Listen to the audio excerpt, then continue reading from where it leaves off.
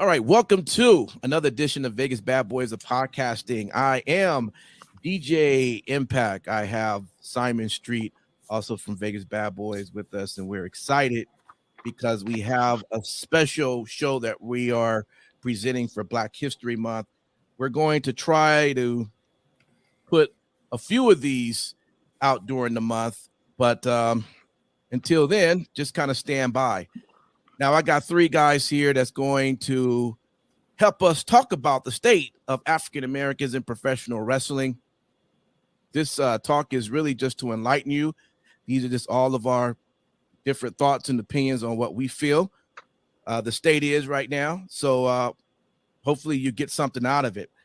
Now, we do have with us Mr. Classic. Now, he's out of Arizona, and he's wrestled for Versus, Phoenix Championship Wrestling, and IZW. So welcome, Mr. Classic. Thank you. Did I get some of that right? Yeah. Okay. Yeah. Pretty good. All right. Pretty good. We also got Gregory Sharpe over here. He's the former Hyper Streak, wrestles for FSW. And who else you wrestle for? Anyone else, Gregory? Versus Grap House. Okay. Phoenix Championship Wrestling, Galley Lucha in Chicago, a couple other places in Washington, so on and so forth. Man, the list is huge. Okay. And we have Shogun with us, who's the former FSW Tag Team Champion and is part of the #1 contenders for the FSW Tag Team Championships with Hero Lou. Is that all right, Shogun? Okay. Awesome. Welcome, you guys. Thanks for being a part of our panel for our discussion. Simon Street, I'm going to let you kick off the question, and we're going to go from there.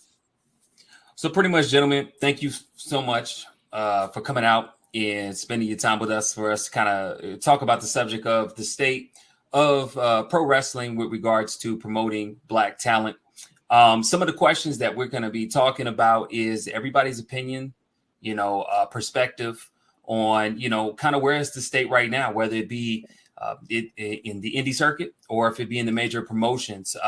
So I guess the first question I'm going to put out there, I'm going to give each one of y'all an opportunity to be able to, kind of put yourself out there and kind of share your own experiences is, do you think that in the last, let's put it out there, 10 years, things have progressively gotten better, worse, or room to grow in with regards to the state of pro wrestling and the exposure of the, let's put it this way, the Black wrestler? Let's go ahead and go with Sharpe. We'll have you go ahead and go at that question first if you're ready for that. I mean, things are really exploding right now, especially for Black African-American wrestlers. We're really all over the place. I mean, here locally in Vegas, it's crazy to me, especially now, regardless to everybody else, but as far as I can tell, as far as I can see, like some of the best wrestlers here in this city are all Black. And that's just kind of how it's always been, from Kenny King to Legacy to Shogun to Chris Bay to Papi Yase, so on and so forth. It's just crazy, and now it's kind of exploding even more so on the main scene in AEW and WWE, a little bit in MLW. I know, I forgot his name, but he just won the national title after Hammerstone vacated. I believe it's Kane something. He's another really great talent. But yeah, Black wrestling all over the world, it's really starting to pop off, and it's great that the talent is so strong and it's so apparent that you can't really ignore it. You can go to any promotion, especially the major promotions, and you're going to find great Black talent. You can't ignore it. It's impossible. Mm-hmm. Definitely. Well said. Well said. Shogun, what do you think with regards to that question? I personally feel like it has gotten a lot better, but to me, there's still room to grow. There's always going to be room to grow. Like, we are just now getting more of the Black excellence thing going on. We're finally having Black heavyweight champions on the mainstream, but like I said, it can still be better. What about for yourself, Classic? I definitely agree for sure. It's gotten better. There could definitely be more room to grow. I mean, we just had Big E, Bobby Lashley, WWE champions this past year. Right. Do you know how? I mean, take it back. Take it back to that WrestleMania where Kofi won. I mean, I think we all can remember how we all felt that night. Right. Mhm. I mean, just think about it. There's a list out there called the BW 500. Do you know that's 500 of the best black wrestlers out there? Some of which I've wrestled against. Some of them I would love to wrestle against. Mhm. Mhm. I mean, right? Just like Shogun said, there is more room to grow, but for sure, we're definitely in an upwards direction with black wrestling overall. Yeah, it's interesting because I mean, in terms of WWE, it has been a while before we had got to Kofi as being champion, and then from that point starting to progress to see more African Americans as champions with the WWE championship or with the Universal title. It's a good thing to see that now that I guess they say better late than never, that we're beginning to see that more, at least when it comes to the biggest promotion. But we have a lot of other promotions out there that in some ways are trying to play maybe catch up.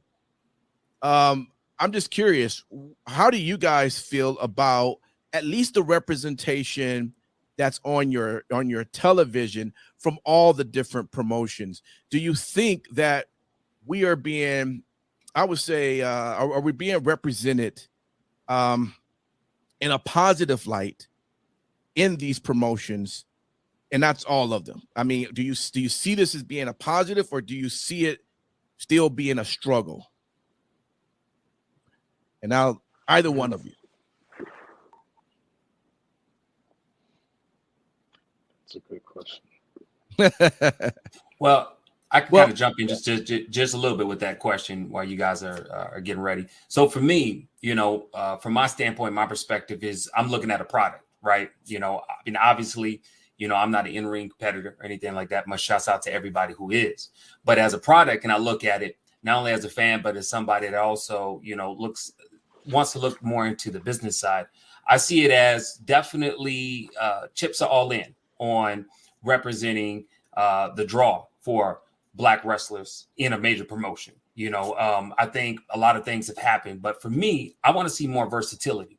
You see what I'm saying? When I look at Kofi Kingston, I look at Bobby Lashley, I look at, even before we could look at The Rock, my only fear is cookie cutter or putting the black wrestler in a box. Is there room in the future to expand upon that to where, maybe other promotions or whether that be an indie circuit or be a lot larger promotions, are they comfortable with being able to face that challenge with, let's say,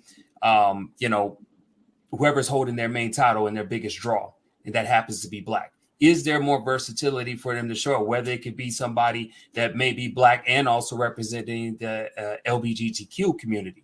Or is there a type of way that we can have somebody that doesn't have to be super tough like Bobby Lashley? You see what I'm saying?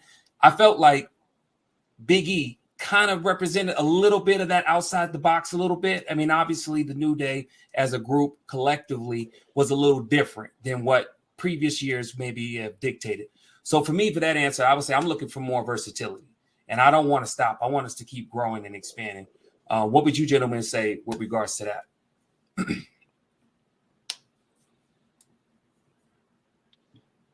I would say, my bad, thank you. I would say we could definitely use a lot more variety. Okay. On screen, because New Day had their thing. They were out of the box. Great. Rock had his own little niche. But take, for example, Shelton Benjamin, his first run. Mm-hmm. There really wasn't much to him. I would let's say Greg and Shogun and I were all in the same card. We're all act the same. We I feel like we need to dig deep within ourselves, personally. Not personally, but like we need to dig deep within ourselves to add more variety, to stand out from the rest of the card. In other words, you're saying we don't need to necessarily be dancing. You know, Yeah, we don't need to be gangsters. We need to have something else. We need to be ourselves. Okay, You know what I mean? Yes, And exactly. whatever that is whatever that is. You know what I mean? Mhm. Like, you could see these people and you could say, oh, they're being a character, but no, they're just being themselves. Like Ice Williams is not a character. That's who he is. Like, I know him, and he's not putting on anything. You just turn the light on and he gets to go be himself. You know what I mean? I'm being myself. I feel like Shogun is being himself. Classic is being himself. All these dudes just need to be themselves, and they don't need to be told, oh, we need you to be these stereotypical archetype characters for audiences to understand. Fuck all that. Yeah. Like, be yourself and then just go out there and get over. Over here, even like in AEW, Scorpio Sky, that's Scorpio Sky being himself. He's not out there dancing, carrying on, acting any kind of way. No, he's just being who he is. You know, you mentioned Scorpio Sky. Let me ask you this though: in terms of AEW, it seems like, and this is through my eyes, that they seem to be kind of moving slow in terms of getting African Americans into positions of being champions or being somebody that fans can just cheer for. I thought Scorpio Sky was the guy, as especially with SoCal. I thought when that whole thing broke up, maybe he was going to be the one they were gonna kind of push, maybe not even for the AEW title, but maybe for the TNT or some other title push. But now he's kind of, you know, in the being a sidekick to Ethan Page. Outside of him, they just picked up Jay Lethal, of course, from Ring of Honor. Where's the representation? I mean, yes, we got Jay Cargill, and we could talk about the women in a minute, but where do you see it on that show? Because we could spend a long list of what we see in WWE, and even in Impact. Impact probably has no more than a good handful of black wrestlers, but we do see them prominently positioned on the show. You got Moose, of course, who is their Impact World title. You got Tasha Steelz, who is fighting for the Knockouts title. You know, so we do see the on a regular basis happening within on Impact. But I am wondering what's going on with AEW. Any comments on that? Do you guys see it that way, or am I not looking at it with my eyes fully open? I see it the same way you do, but I give AEW the benefit of the doubt only because they're still relatively new. Okay. You know, Impact's been around for, you know, I don't know how many years. WWE's been around for how many years, you know. So they are moving slower. But to me, like, even though like they are just brand new, to me, it's just like when I watch it, I don't really see anybody that stand out like that. Like, there's some characters on there, don't give me that, but no one over there to me has got me like, oh man, that's the dude right there. Nah, it's just that's cool, you know. I don't feel like no one's really up there like that. That's my opinion. No, I agree. As much as I like Sky, and as great as I think that he is, I think he's very capable of being up there. And I feel like when he was challenging for the TNT title back when Cody was the champion, I was like, oh, okay, he could really take this right now, and I'd be into it because I was feeling him at that time. Right. But now what he's doing, it's not that he's bad. I just don't feel it anymore. You don't see a champion with him, is what you're saying. He's at that level yet. I think that he could be at that level, but it's just about getting all the pieces in the right places. Like Kofi was at that level. He'd always been at that level. But at that point when he was going for the championship, he had everything in place and everything just started to click and everything was in motion. Everything was moving and you could feel them. It was real and tangible. They didn't have to make it up or like, oh, hey, yeah, we're gonna go with Kofi now. Like, people wanted it. People were dying for it. That was what they wanted, and that's what they were paying for.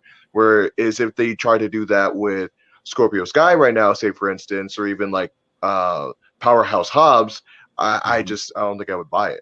I don't think I'd be into it. I think it'd be cool to see him, but I wouldn't be like, oh yeah, that's the thing. You know, it's interesting that you say that, Sharpe, because, you know, when I think of, you know, like Bobby Lashley in that same instance, you know, Bobby Lashley been around for a hot minute, you know what I mean? So, you know, but everything seemed to just clicked perfectly, you know, obviously pairing him up with, you know, MVP, which, you know, he was doing that at Impact Wrestling. I remember it was him, Kenny King, all of them together. They was doing some big things. That's when it was TNA, just before it turned into Impact Wrestling. So the scenario just made sense to have them two be together, and it seemed like that clicked. It seemed more organic for us to believe in the almighty Bobby Lashley, and so that I feel took him further.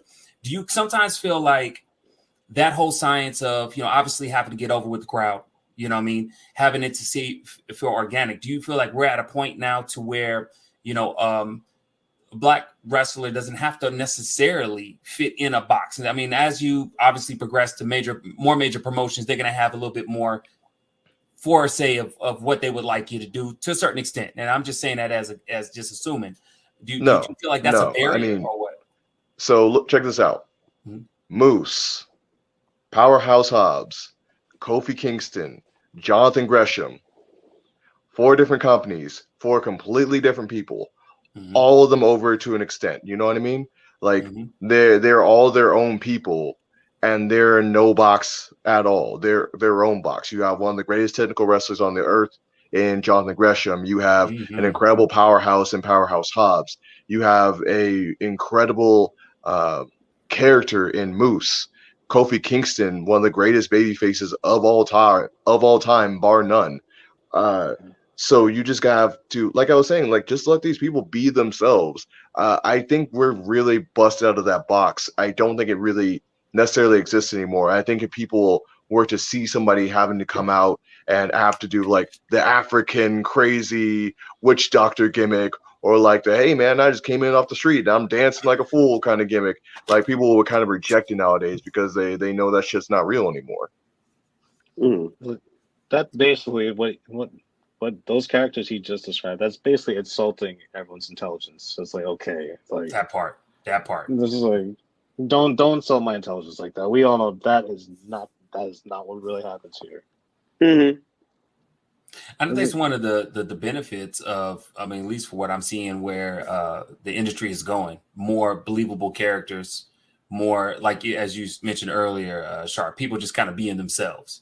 When you're allowing people to be themselves, it's a lot easier for them to provide more layers of context, which is something that people can consume, and there's more to them.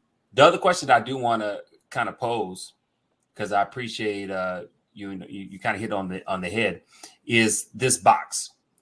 This box, does it even exist anymore? I mean, just in general. No. All right. So with it not existing anymore, what would we need to do? Or what do you foresee needs to happen for us to keep progressing? Do you think it's something that's just going to happen because it's already on track to? Or do you see some barriers and challenges moving forward that may make it a little bit harder for us to get to that goal of just everything being just, it's the norm? Or are we already at the norm now? I mean, there's always going to be barriers. There's always going to be challenges. That's just how it kind of works. I think things are more accepting. It's definitely a lot better because I think I came in earlier than, everyone else in the chat, no disrespect by any means, back in 2009. And back then, it was definitely like, bro, you better have some kind of fucking archetype. You better learn how to dance. You better do something, which to think is like fucking crazy. I'm not that old. That wasn't that long ago, but still, I think that's when, Kofi was still kind of hot on the scene and just getting out of doing the Jamaican gimmick because he wasn't even Jamaican. But to be on television, to be black on television, you had to be some kind of acceptable archetype. And for them, we've never seen a Jamaican character before. So now Kofi Kingston from Ghana, West Africa, you're going to be Jamaican because that's what our audience can accept. That's why our audience understands. That's what they know. But nowadays, we're kind of far away from that. And people, they have the internet ready at the helm at any given time, and they can just look you up. So if you are coming out as like, I'm so-and-so from this place, they can go, oh, no, you're not. That's kind of bullshit. And they're not going to feel you, and they're not going to get into you. So you have to be more honest with what you're doing and who you're trying to portray, because if that's not you, then people are going to see right through that, and it's going to fail every single time. Well, you know, I mean, Apollo Crews, when he now decided to Oh, yeah.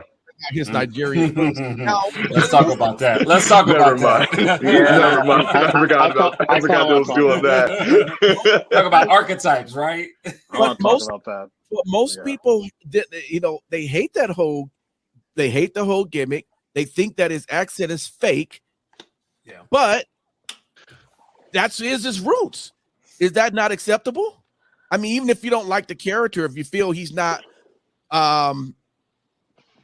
playing it out, I would assume Apollo is doing his best to not disrespect Nigeria.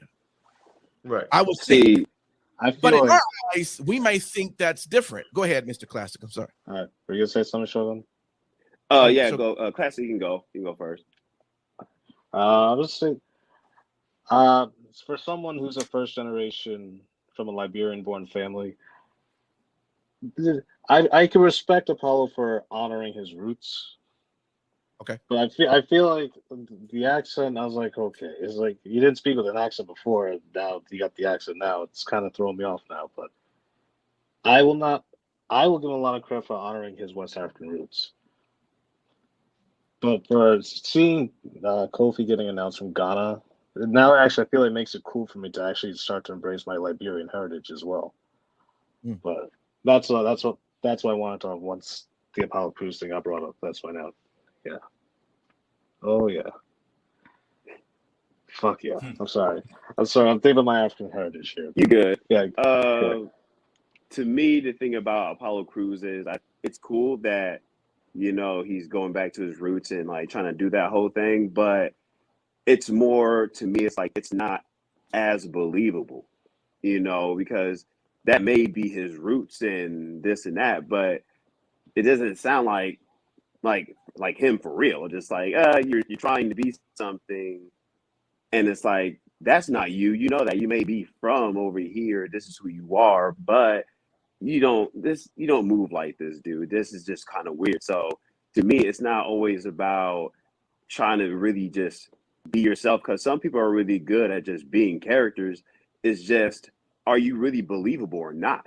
You know, with like someone like that's not black, you know, like Bray Wyatt, you know, his character, I believe the shit out of him. Like that's him as a character is just believable, and that's the thing I find what's wrong with some wrestlers, like, you know, that are black, is just like you're trying to do something, you think this is you, but at the same time, this ain't really you. I'm not believing this, dude. Like, this is not who you are. So that's why I feel like there's a problem that's like a problem in black wrestling, because a lot of people don't know how to book black wrestlers. They just go to the immediate stereotype, like, you know, Jamaican, you know, black dude, Jamaican, you know, he has dreadlocks. Let's run with that. It's just, you know, how long did it really take for Kofi to start being himself? It took a minute, you know. Of course, they're gonna just slap a gimmick on you just to get you somewhere, you know. But if you listen to Kofi, you know, he's what he said, he's from West Africa. Does he sound African at all? No, he just sounds like a Kofi Kingston. Like, he sounds real as hell. It sounds like him. So it's believable, because I feel like when he starts talking, I feel like he's really talking to me. And it's just about being believable. Like, yeah, be yourself, but at the same time, it's like, do you believe the shit that's coming out your mouth? You know, let's be real with it. Well, let me ask y'all this question. And, you know, we talk about being believable, right? Mm-hmm. Now, correct me if I'm wrong, gentlemen. When, you know, in the indie circuit, you probably do have way more, you know, links to be able to be creatively your own, however you want to do it, right? I mean, you don't have too many people telling you can and can't do something, right? Versus if you get up in the WWE, you know damn well they're going to put you through a somewhat of a filter, right? So my question is we talked about how Kofi Kingston just presented the real life of what it is to be, okay, if you're from West Africa, but you've lived in America for quite some time, just going to be yourself. You have your roots, you pay homage to your roots, but you're still who you are. Your ambitions are your own, right? That's believable. When you start getting into, bigger promotions or whatnot, do you kind of feel sometimes that because the promotion scope of what it means to be African-American may be very small, do you feel like that's a barrier that sometimes we have to advocate for ourselves to be able to say like, hey, there's a lot more to me being African-American in America that I can portray and many people can identify to it and connect with, and it can be believable? Yeah, I feel like that's a barrier still. Yeah. Because I'll be real with you. I remember, back in the day watching New Jack, and I believed everything he was talking about, and I didn't know him personally. I was like, well, he looked like he the realist, you know what I mean? But at the same time, exactly. Yeah, like he seemed believable, sometimes, when I'm watching Willie Mack, I believe it, you know what I mean? Yeah, that's Willie Mack. Yeah, but that's what I'm saying. I mean, for people who got a chance to talk to Willie Mack, it's Willie Mack. But I'm just saying, like, I think about those guys, if they were in today's upper promotion, could they be booked? I mean, they probably would have to be a little censored, I'm pretty sure, to a certain extent. But could they still be them? Could that be something that's believable? Do you see what I'm saying? I think they can be believable, but I think when you get up in the world like that, they're going to slap, the bland sticker on you. And then, as time goes on, you kind of just start, throwing some salt. You start throwing some seasoning on there and then see where it kind of goes. And if it's good, it's good. If it's not, and then it's, you get slapped down real quick. Because when I see guys like Montez Ford, like, I believe that's Montez Ford. Like, that's right.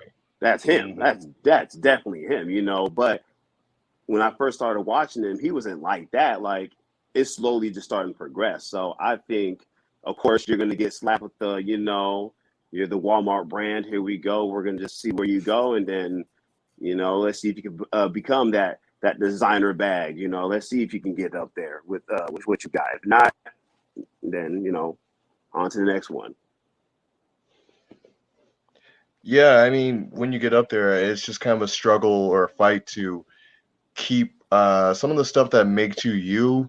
Of course, I've never been there myself, but from dealings with friends that they've kind of told me about is that you're just someone's trying to tell you how to be yourself, and you're just trying to figure out ways that you can be yourself out there, or figure out ways that you can be yourself that's a commodity, figure out ways that you can be yourself that gets over and is tangible and something that works. Like, for a long time, they were trying to figure out a way to make Sami Zayn work, and finally he's kind of figured out a way to make himself work in that avenue.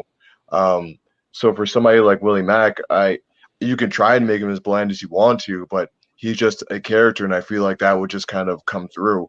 And someone that's like Apollo Crews, he didn't have as much character, and now I applaud him for trying to do something, because there's a lot of guys who get there and they don't seem to understand that the wrestling that got them there, while it's really great, it's not going to be the thing that people can imitate and take away from you. Like, your in-ring has to be separate from your character, but that character still has to be there. So while what Apollo Crews is doing right now may not be the most believable thing, I do applaud him for at least, like, risking something and going out there and doing something different and trying something and trying to pay homage to that heritage as well. I mean, The Rock. I mean, think about it. It took The Rock forever to get to being The Rock. I feel like it's a whole lot of trial and error. Yeah. There's like, don't give up if one thing doesn't, like you said, Apollo Crews, a lot of credit for that. He's trying to become some sort of character. There's some guys who I just, like, for example, like Shelton Benjamin again. Sorry, I don't mean to pick on him. Great guy. I'm sure. But it's like, remember that he didn't have much, and I always wanted to see him go far, but now I can understand. But damn, it's like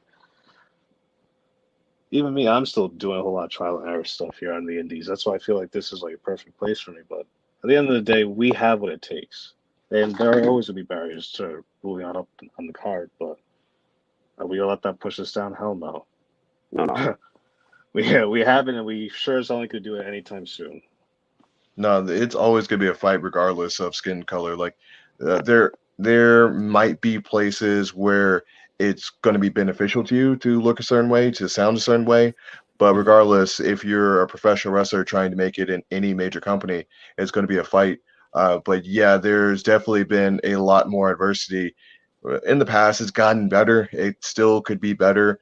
I mean, like we were saying earlier, Kofi Kingston had to be Jamaican to get on TV. Had to be. Somebody else, like Crime Time, had to do that character, had to do that gimmick. Mind you, I found Crime Time to be extremely entertaining and very believable and a lot of fun. Oh yeah. They took that archetype kind of bullshit character and they poked fun at it, kind of like they did with the Mexicools as well. And those things, those were fun because that was like us taking those stereotypes back from other people and then like, oh, this is what you think of us, and like kind of turning it up and making it really silly and ridiculous. Like, oh yeah, we were just about money and we steal shit. But at the same time, like I'm gonna get into the camera and like do a shout out right now because I feel like it.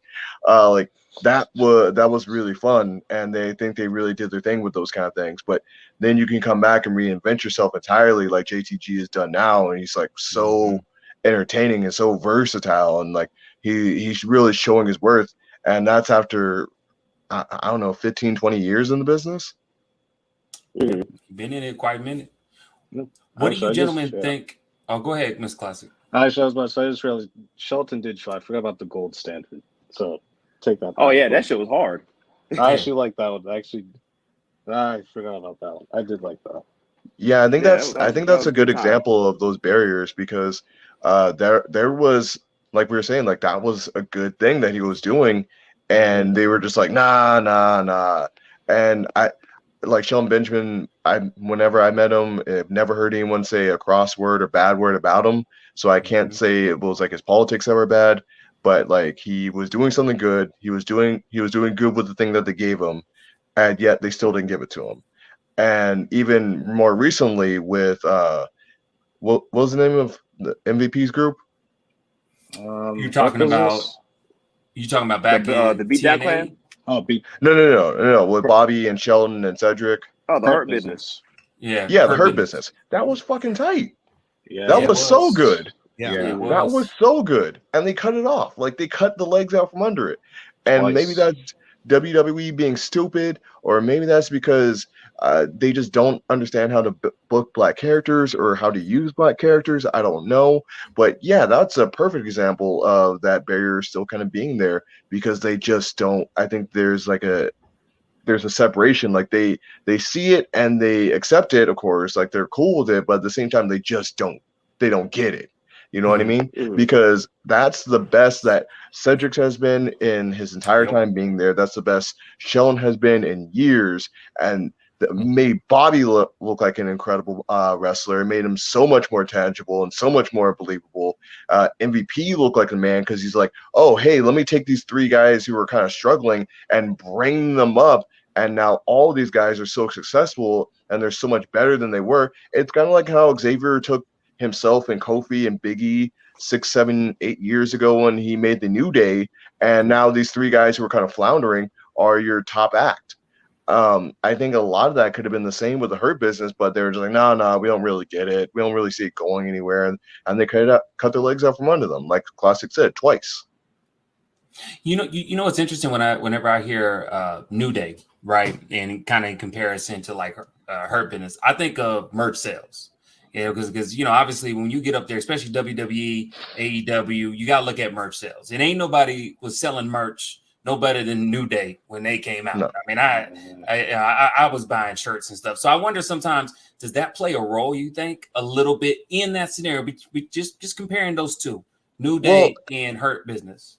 Well, in the beginning, the New Day didn't have that great of a shirt. Like they even talked about it themselves. Like their first shirt was all right, but it was just a shirt. Like nobody cared.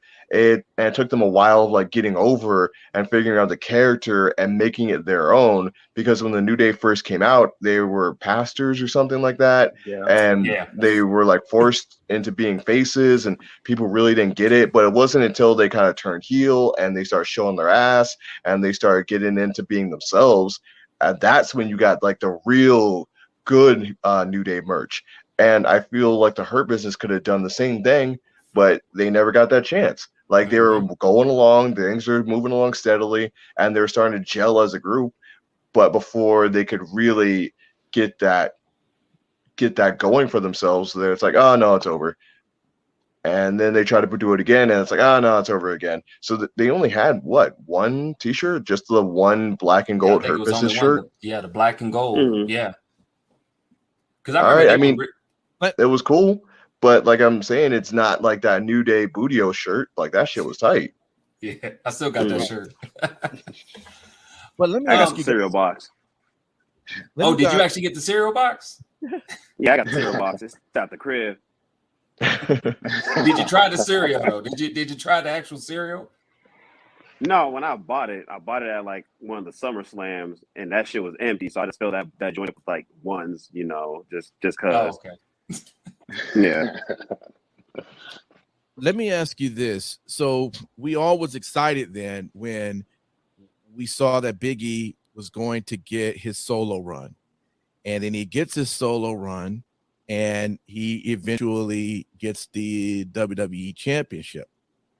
One thing I didn't get, it's just someone brought it to our attention on our show, was since the time he had won that belt, up until the time he lost that belt, he had pretty much lost every match he was in.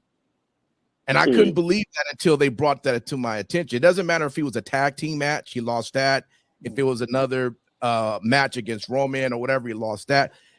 He really, as a champion, never got a chance to be a winning champion. He only had it for a small amount of time and lost during that time. And that to me was a little interesting, because I really thought it was going to be a big push, as people seem as if they were excited for Big E, and we was going to get a much more, to see a lot more wins or something to come out of that, but we didn't. Where do you think that went wrong, if anything? I mean, maybe you look at that and say, I don't see anything wrong with that. It went perfect, but it didn't seem like that went well as it should. And where do you think that happened there? I mean, and then of course, when he took that loss, he took the loss the same way, believe it or not, that Kofi took his loss by the same person in the same quickness. Yeah. Which I question that. I'm just curious, where do you think that went wrong with Big E? I think it was just bad timing. That Brock timing.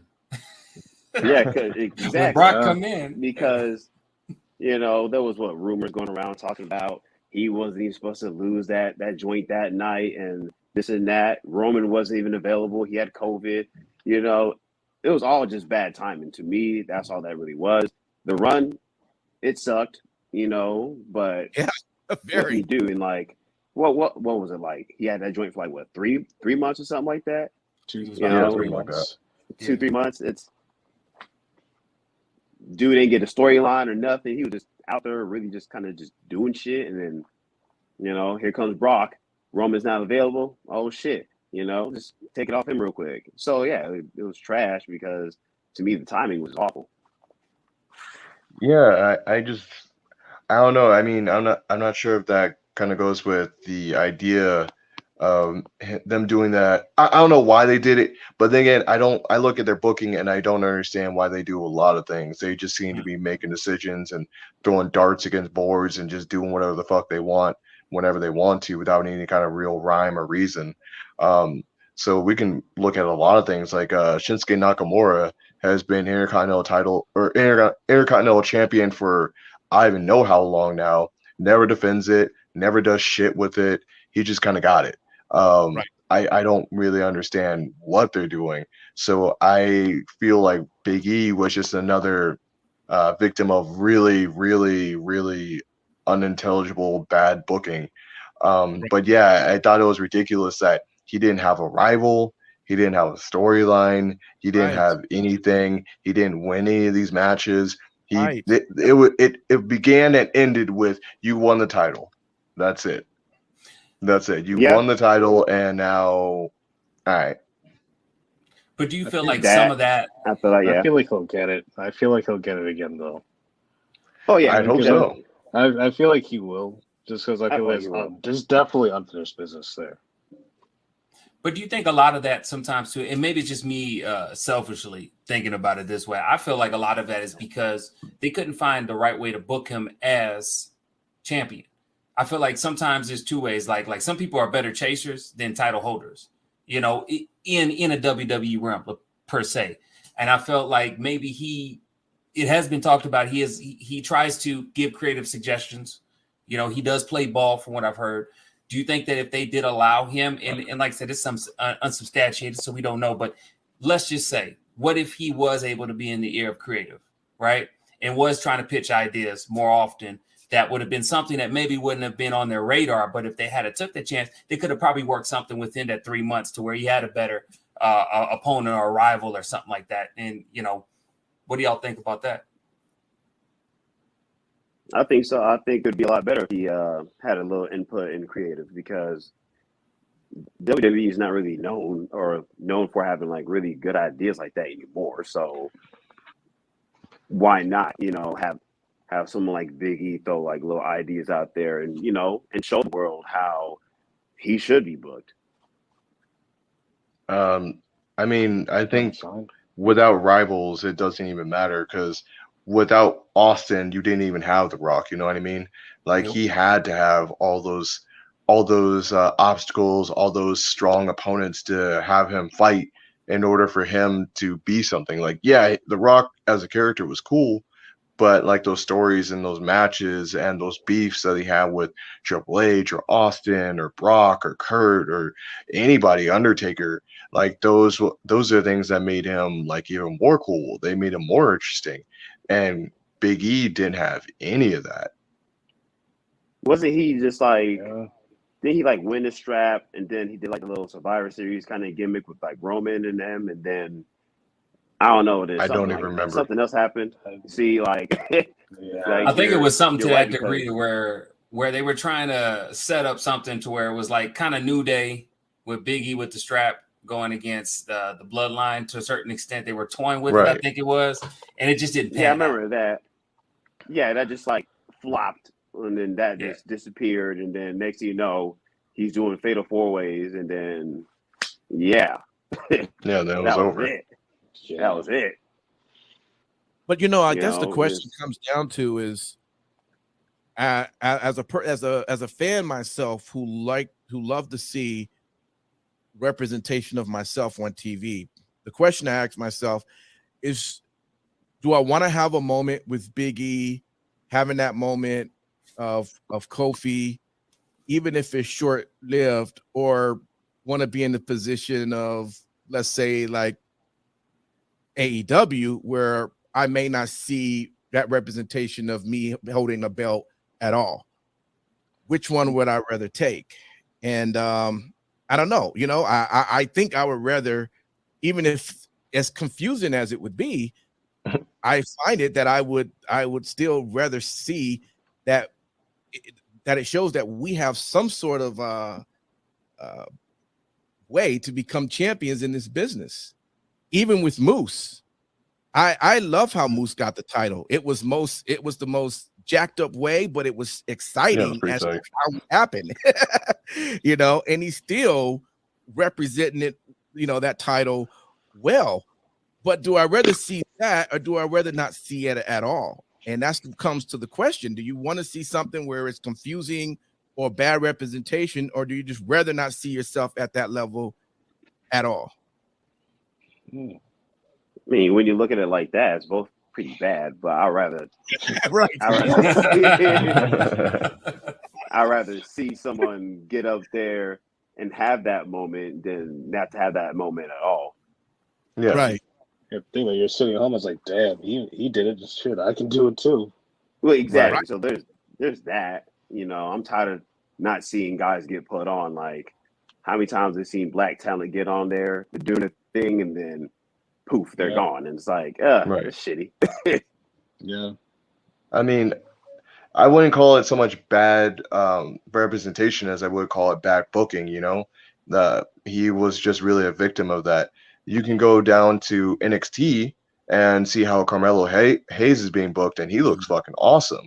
And he's really doing his thing right now. He's really pulling on, and he's turning heads. I really hope that they don't fuck that up and drop the ball on him like they've done so many others, and then it becomes that same kind of victim of like, hey man, like, yeah, you're doing everything right and you're doing everything the best you could and you were getting over, but we just decided not to do that because I don't know. But like I was kind of saying earlier, like there is some great representation, like you were saying with Moose. Like he's incredible and he's so good and he's killing it right now. Willie Mack and Rich Swann, like they may not be the champions right now and they're not doing a whole lot, but they're such incredible talents, and I really do hope that something better comes along for them not long from now. Jonathan Gresham, like I said, he's just so incredible and he's so built as well. I love seeing him being the ROH Pro Champion. I really hope that, as much as I love Bandito, I do hope that Jonathan Gresham does come out on top when they have their match next month, or no, in April, excuse me, because I feel like he really does embody the spirit of Ring of Honor so much more than a Bandito. As talented as he is, I really feel like Jonathan Gresham is the guy to go with. Absolutely, I agree 100%. You know what's so crazy about that is that I don't even think like a Vince McMahon would even know what to do with the Jonathan Gresham. You know what I mean? No. He is just that.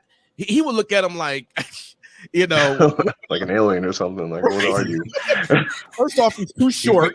He's too short, so I can't have him for that. But this guy is one of the definitely. Hey, I will say he did do wonders with Bryan Danielson. You never know. You never know. Well, that's interesting you say that, because when I think of Mr. Gresham, I think of, I'll say it, an equal to Daniel Bryan.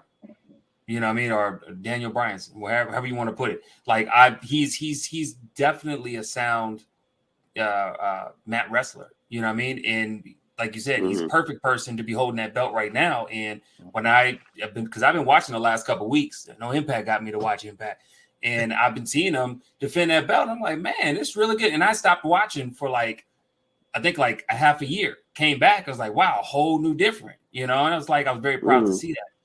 I think that, again, let's talk about the elephant in the room, WWE. Obviously booking is not on par.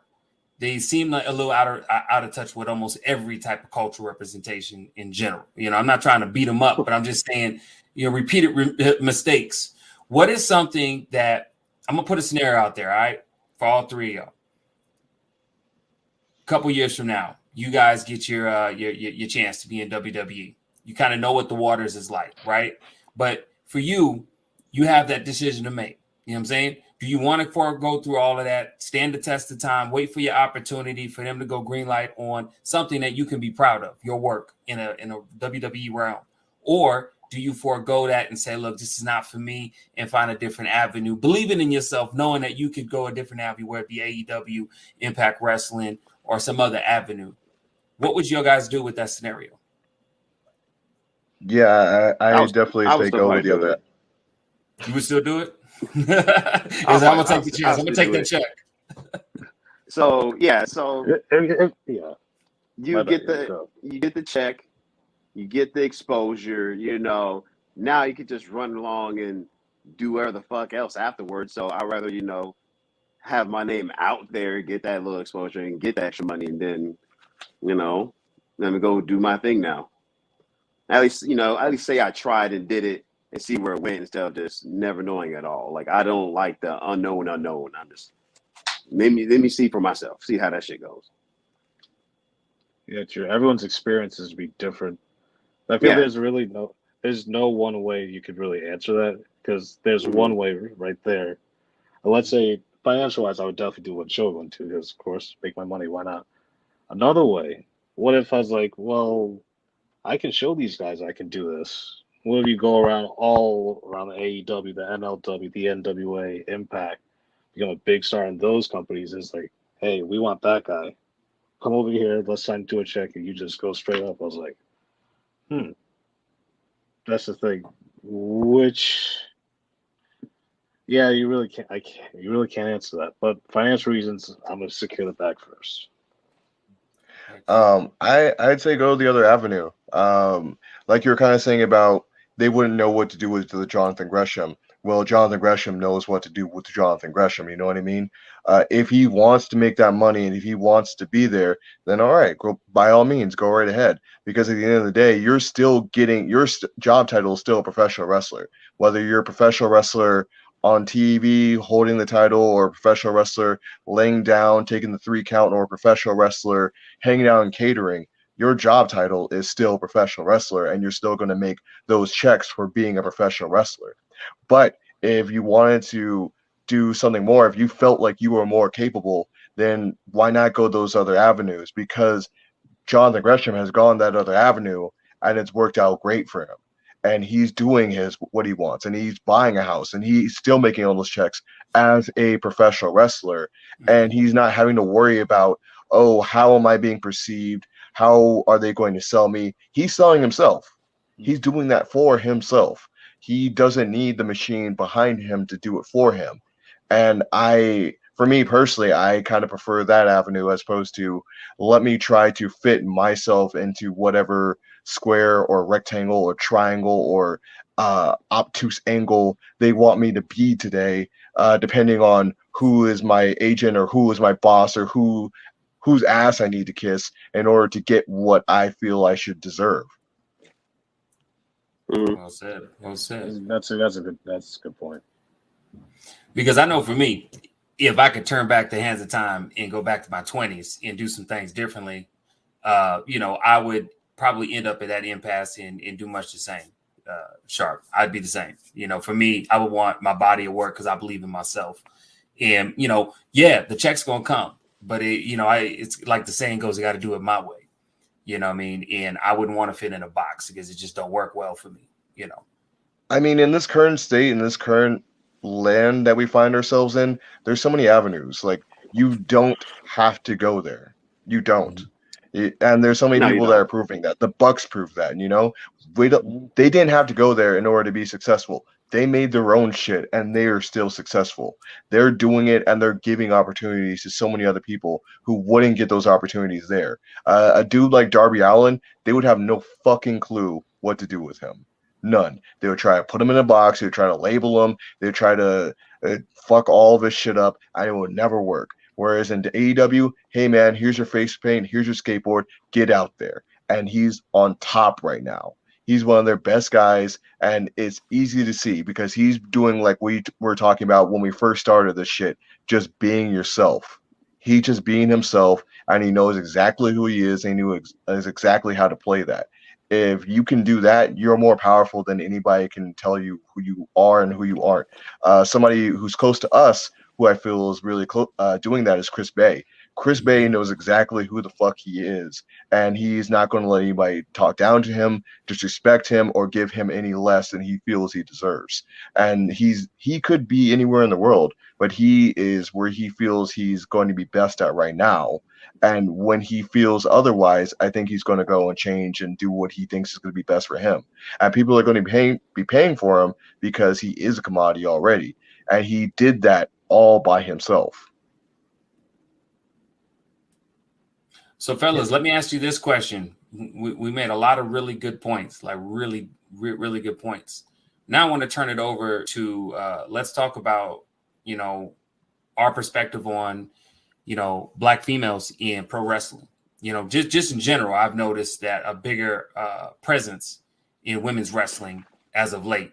Where do you feel as far as the state of, Black women being picturized in pro wrestling? Do you feel like there's been some good instances that y'all want to share, or there's some maybe better ways they could be booked themselves? Any good examples that come to y'all minds?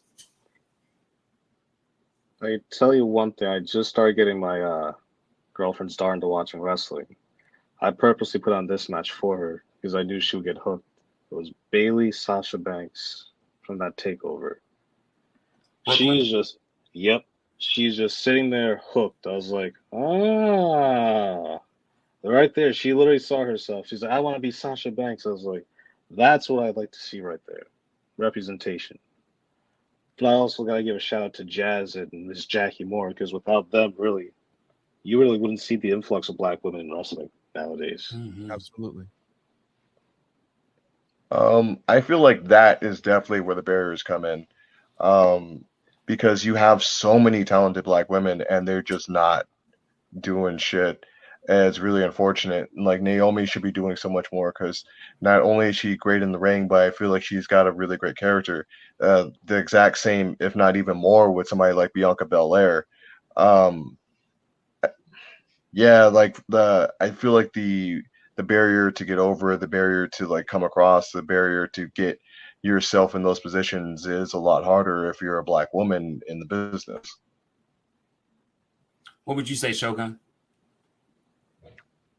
I would agree with Greg Sharpe, but not fully, only because, you know, Bianca Belair, she got up there mad quick, and Yeah. she got the headline of WrestleMania with Sasha Banks. So given that, I'm kind of like, they're getting there, they're up there, they're doing it. To me, I just feel like there's just not enough, like we did mention Naomi, but who else can we really mention like that feel like, True. that could be up there, it's just, to me, it's not enough. We got Jade Cargill and AEW. Like, how many black females is like there in AEW like that? You know what I'm saying? This, to me, it's not enough.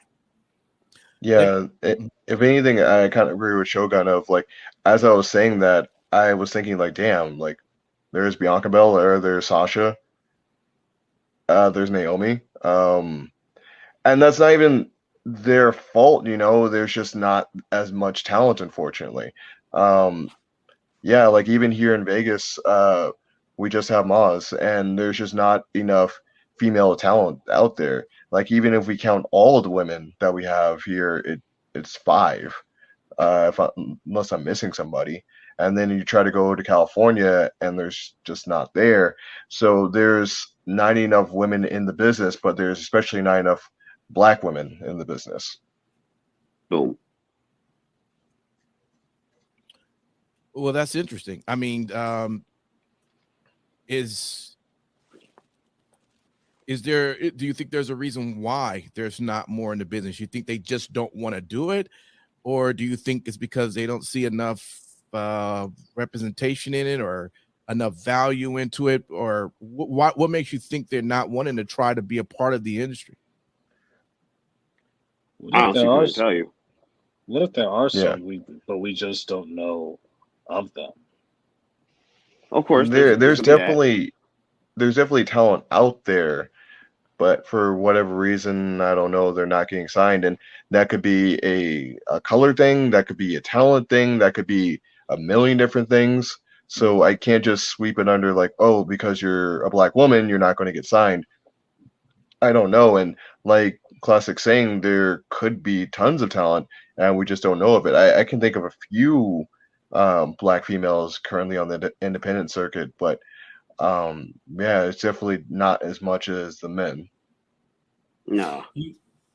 I want to mention something that I didn't mention earlier. So I remember a long time ago, it was brought to the question of more prominent blacks being represented in wrestling in general, right? And they asked Mark Henry, and I'm going to paraphrase. I remember exactly what he said word for word, but he basically said that a lot of it has to do with exposure.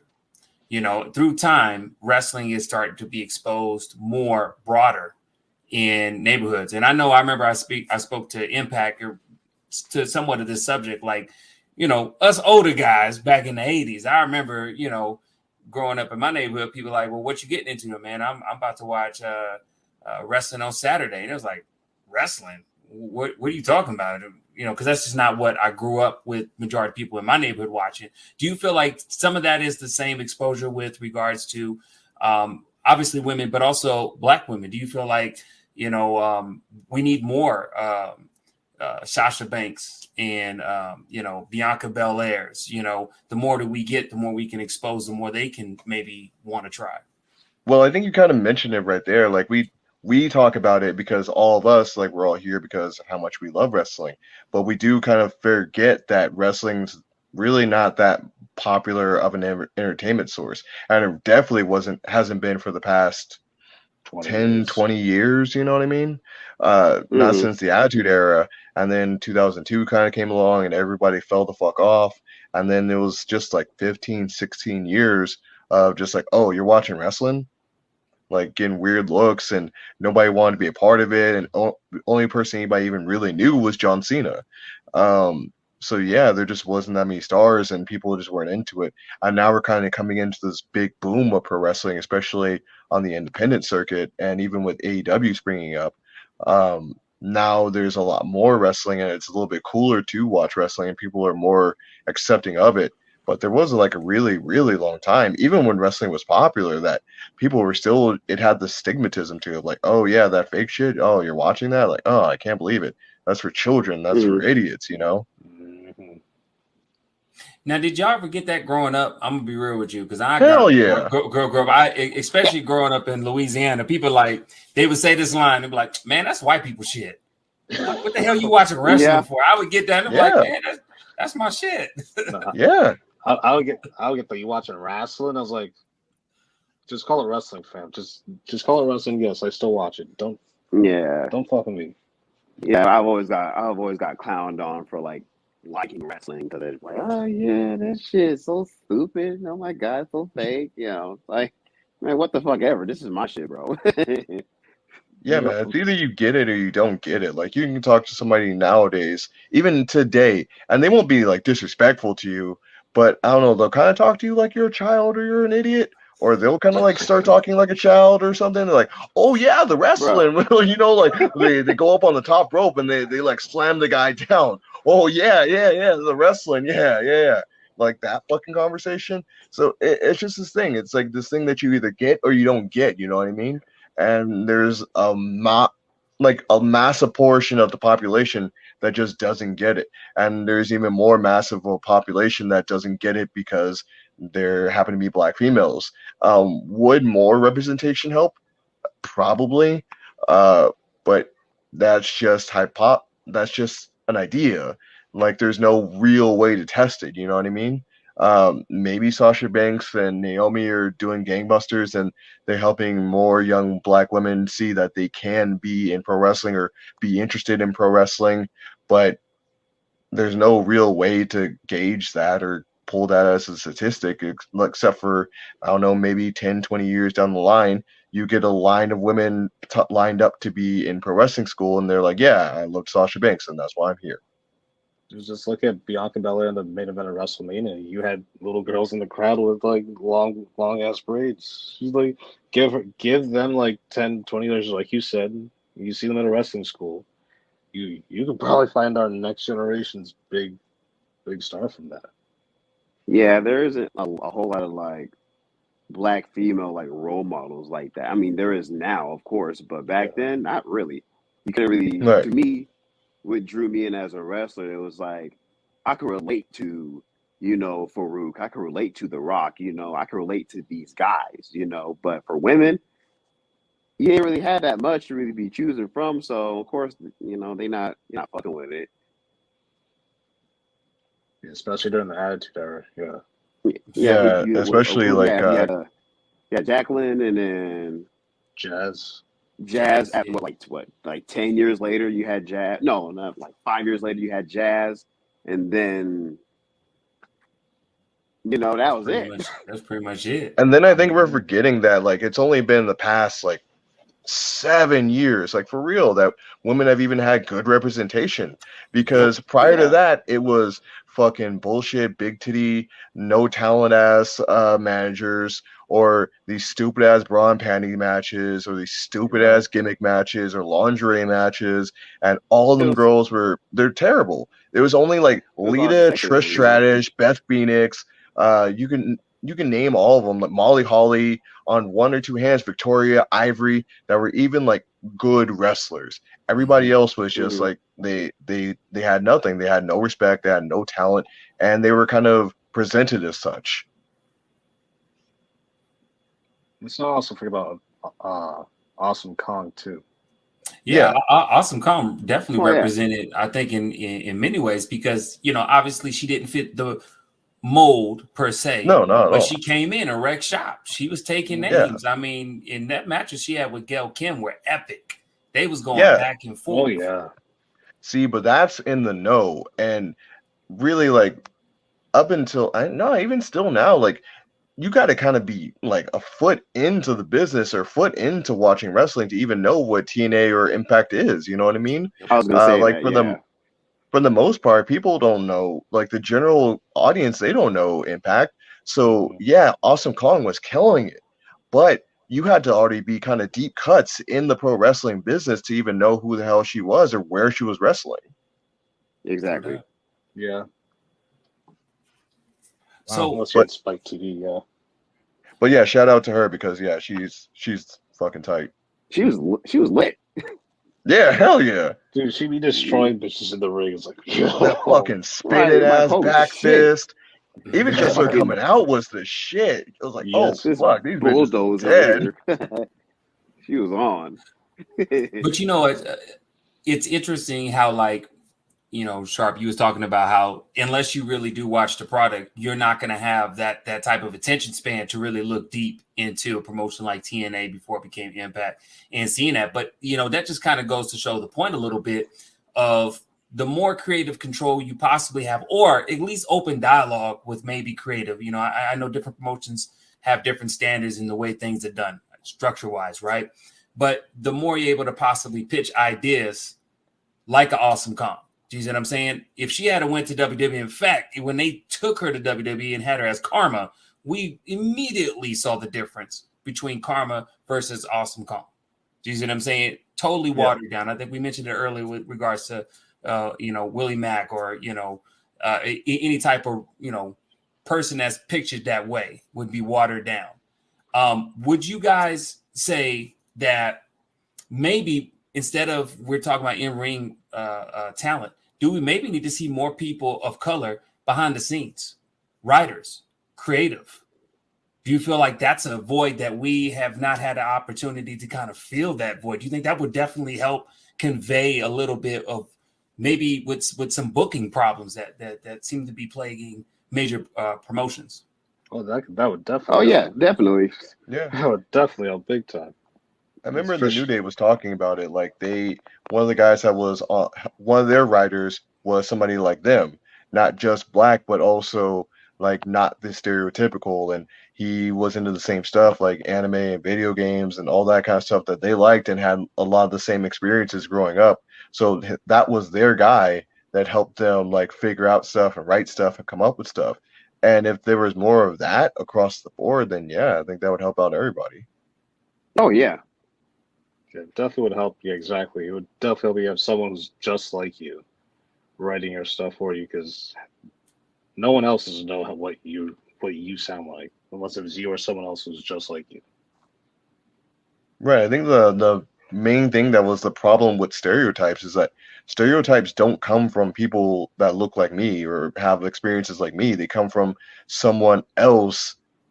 And they're like telling me, oh, this is what we think of you, so you need to go out there and portray it. It's like, no, that's not how it is. Like, oh yeah, we watched black people on TV and black people do this, this, and this. So you as a black person are now going to go do this, this, and this. And like but you don't know my experience, and that's not even like how it really is. Like, so how am I even supposed to portray this? And then it comes off as fake, and then that's when you get something like bad representation. You know what I mean? If they think supposed to be. They think it's supposed to be society's way of what a black person is supposed to be, but it's not how this works. Yeah, That's not how this works at all. You can't be black and teach somebody how to be Mexican. Like, yeah, right, like, Yeah. right. That's a good way to put it. Right. I can't tell somebody how to go be Puerto Rican. Like, hey, I've never lived that life. You need somebody who has. exactly. right. It's hard to just, hey, here you go. This is what I saw on television. this is what y'all be representing. So I need you to go and do the same thing. Can you imagine if somebody actually followed that and be like, hey, man, I think Puerto Ricans are supposed to act like Carlito. Does anybody have an apple that he can bite into and just spit in the face of people that ain't cool? Like, that wouldn't fly. I wouldn't want to hear the rest of that conversation. Like, what? Right. I'm hoping. Yeah, man, I heard you guys go to the cookout and stuff like that. Like, what the fuck are you talking about? Don't tell me. What? I see you guys was tweeting about this, like cookouts. You know what I'm saying? You know something about that, right? I think that's how you get to something like Shogun Benjamin with Big Mama. You know what I mean? Oh, Yeah. Like that's that's how you get to that kind of thing. You know? Yeah. Like that was just some writer who's like, oh, you know, that's how y'all be. we got you a Big Mama. Whoa. Boy. And then with Shogun Benjamin just being a company man, like, fuck, dude, I guess I gotta do this. Yeah.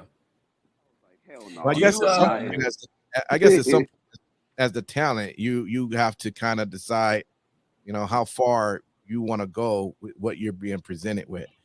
You know, do you want that payday, or you just go, nah, I can't do that. You got to figure out something else for me. And if not, just risk not being on. I mean, I think about our truth, bro. Our truth is all I got to say. Our truth. That's a very good example. He just takes whatever on the chin. He just makes it work. He turns it into money. I would definitely do that. Yeah. Find some way to make it work. I feel like for me, it feels like mad racial to me. I'm out. I'm not doing that. That's also good. That's also another point. Yeah. Like if it's like mad racist to me, I'm kind of like, yeah, this doesn't sound like the move, and they're still trying to go with it. I'm out. You know, whatever. I'm not gonna embarrass myself just for some money. Nah, bro. Let me ask you this question. That's a very good statement. So if y'all remember on WWE with Jinder Mahal, that whole fiasco, I think he was saying something that was just unsatisfactory for everybody else, the way Shinsuke Nakamura looked or something like that. I think it got blown up. I think it was talking about the way he talked to his accent. Yeah, the way. Yeah. Do you kind of feel like Shinsuke or? Yeah, Jinder was saying that about Shinsuke. Oh, about the way he be talking? Yeah. Yeah. Oh. And I mean, and people blew it out of proportion. It turned into this huge mushroom cloud. I mean, just crazy. Do you feel that like, all right, if they took almost that same stick, because he was kind of going on a racial tear, that was kind of they were straddling that borderline of because of the color of his skin, or because, you know, he was saying because he's Indian, that he's not given certain opportunities and stuff. I remember that was kind of the narrative he was saying. Would that definitely, what's the difference between that if that was tailored to a black man, right? And then before you make that answer, look back at the Nation of Domination and kind of how they were just very militant, like borderline. I always thought they were like the Black Panther Party. You know, the representation of WWE looked at the Black Panther Party. Let's just make a Black Panther Party for WWE. Would you say that that's something that could still go to this day? Do you feel like that's a boundary?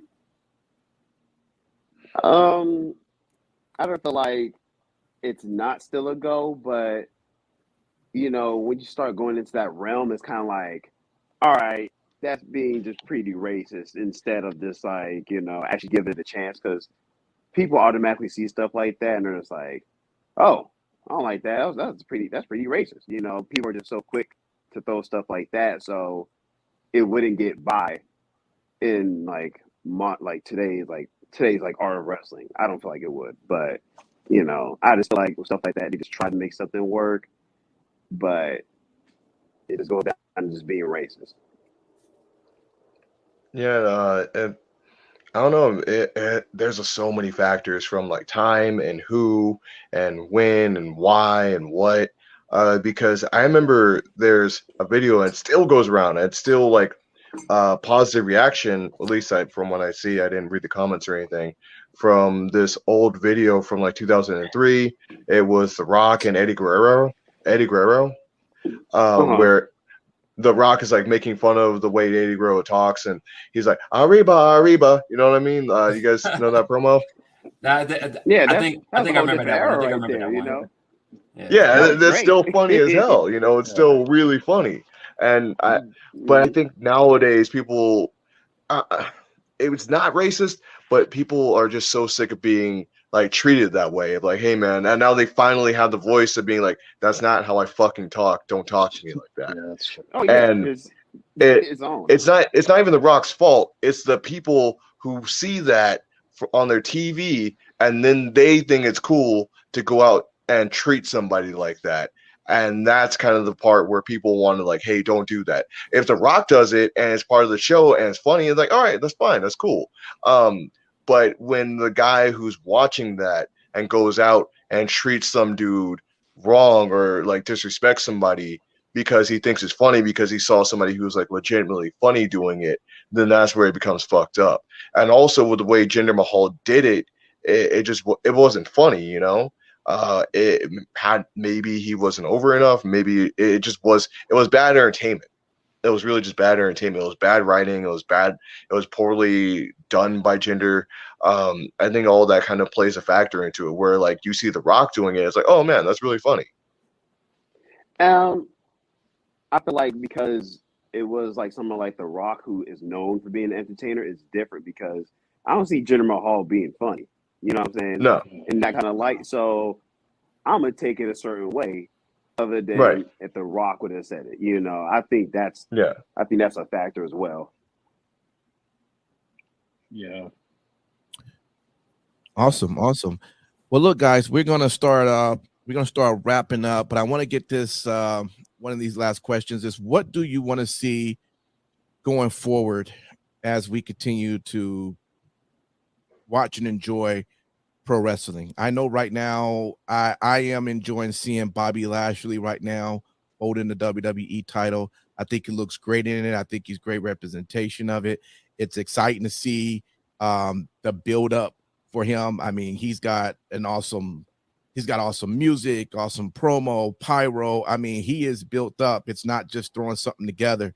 I'm enjoying Moose as him being champion. I mean, he has the same look on his face when he walks down the ring, but when he's coming, he's going to be bringing business to the ring. Even with you got Jade Cargill right now as your TBS women's champion. So we're beginning to see some of that, and I'm enjoying when I see that representation. What are you guys hoping to see going forward in pro wrestling in general? And either one of you can start. More breaking of barriers, man. Yeah. More breaking of barriers, more black people getting into wrestling. Okay. So I remember when I first started training. When I first started training, there's one guy. He's like, "Man, please stick with this. We need more black people in wrestling." I was like, "All right, yeah, all right, that's just what I needed. Let's go." Right. Awesome. Yeah, I'm with you on that one, Classic. Yeah, I can agree because for as long as I've been around, from Arizona, I've known Jay Garland and Mr. Classic, and that's about it. So please stick around. Hey, you know what? You know Watson also. Oh yeah, Watson. Thank you. Yeah, Watson. Thank you. Yeah. When I first started, there wasn't that much color when I first started. I was like, what, 2017? Like, what the fuck? Yeah, I started 60. Yeah, I remember before I even started training, Watson was actually the first person I met, actually. So. Yeah, he was one of the first people I met too. So that's funny. We just need some more ambitious black folk to jump on board with us. Yeah, man. Can I look forward to seeing you guys continuing your career, and maybe I'll see you on one of these promotions and holding that belt, or you're just kind of doing this as something, just to kill time, something for fun to do. How serious is this for you all at the moment? Yeah, just kill time before I'm out of here, right? Oh, I mean, the shit we do to our bodies, you think this shit ain't for fun, dog? Yeah, man. Me personally, I really want to see. Yeah, absolutely. Everybody's going for it. Everybody's trying to get it. Me personally, I want to see, of course, more on my TV screen, but right now the independence is also really blowing up with incredible black talent. They're all over the place, and I'd really like to see them be able to branch out more internationally as well. There's a couple of guys coming up in England that are really talented, like OJMO, but it's just so few and far between. I remember I was just on a show in Ireland back in December, and a dude jumped out of his seat because I came out, because on that show it was just me and OJMO. That was it. And he told me when I got to talk to him, he's like, I was so excited to see you, because you and him that's it. That's all that we got. Yeah. But we have so much talent here in the United States. I'd love to see them over in Canada. I'd love to see them over in Mexico. I'd love to see them in Japan. I'd love to see them overseas in Europe. So I'm just hoping to see, like, not just getting signed and being on AEW and Impact and MLW and WWE, of course. I'd just like to see us be everywhere, because there's so many of us right now, and just keep coming and just keep being talented and keep breaking barriers and breaking the mold like we have been doing over the past 5-6 years. Yes, sir. Awesome. Okay. Well, good, man. Fellas, I'm gonna let you now take the last word and go ahead and promote whatever you got coming up. I want to say we definitely appreciate you coming on and having this discussion. This was our first time doing this, and so we're gonna hopefully make this a conversation we do annually. So we'll probably bring you back on next year and see if we made some improvements. You know, I know for a fact y'all gonna make some improvements. It ain't about how you gonna do it, it's when you gonna do it. And I know when it's gonna happen, and I'll be able to sit with my son and say, hey, you know, a couple of you guys, my son has already seen y'all live and was cheering for y'all. So, you know, at the end of the day, it's good for us older guys to show that succession, and y'all part of that. So I appreciate you. No doubt. You, man. Mr. Classic, man, tell us what you got going on, man. You want the people to know about. IZW, February 26th. I take on EJ Sparks. Don't worry, I'm already planning to get the dub. I'm already moving on to my world title shot. Phoenix Championship Wrestling. Don't know who my opponent is yet. Doesn't matter. Still looking forward to getting the dub. Looking to get back to Vegas soon. Want to get back to Salt Lake City with Devotion Championship Wrestling. And, you know, Twitter, PA Classic _, Instagram, Mr. _PA Classic. Thanks, guys, for having me. No doubt. Shogun, what you want to tell the people? I got a show February 19th at AWF with my man Hero, known as TBD. And we plan on taking those tag team straps from them, and then just continue our tag team of mass destruction. All right, awesome. Gregory Sharpe, what you want to say, man? Yeah, you can find me on Instagram at GSharp4Real, with an E, please. GSharp with an E. Hey, let me promote my Instagram after you. I need to follow. February 18th, I'm going to be back at FSW.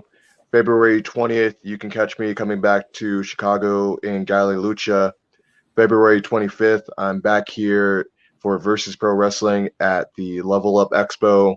Then on the 26th and 27th, I will be in Washington and Bellingham, and then Everett for Without a Cause and 5cc Wrestling. And then next month, I'll let y'all see what I'm doing next month too. My man booked on like every day. Hey, gotta stay steady. It ain't enough, right? It ain't enough. I'm so fucking hungry. I ain't got shit to do this weekend. I'm pissed off about it. My man is super on. Let me promote my Instagram. Follow me at Shogun the God. That's Shogun the God. Twitter and Instagram. THA, right? Username.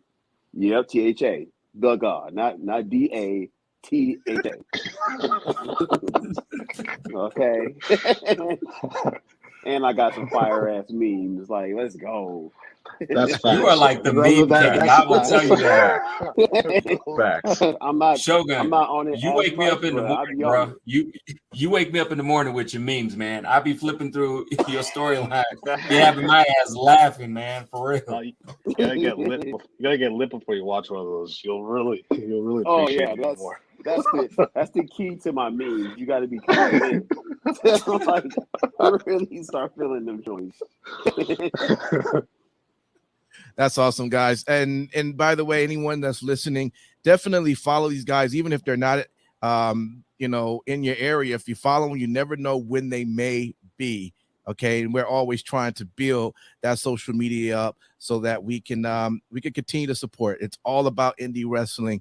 That's how we get to the next level. That's how we keep the money coming in for these guys, and they're performing. We're enjoying what they do. This is entertainment that we love. So please definitely follow them and continue to follow us as well. We appreciate you for hanging out with us. We will have more of this show coming up, I would say this week, maybe even more next week. We're still calling and seeing who wants to have the conversation. So we'll keep doing that. Thank you for hanging out with us, and we'll see you next time. Thank you, fellas, again. Peace.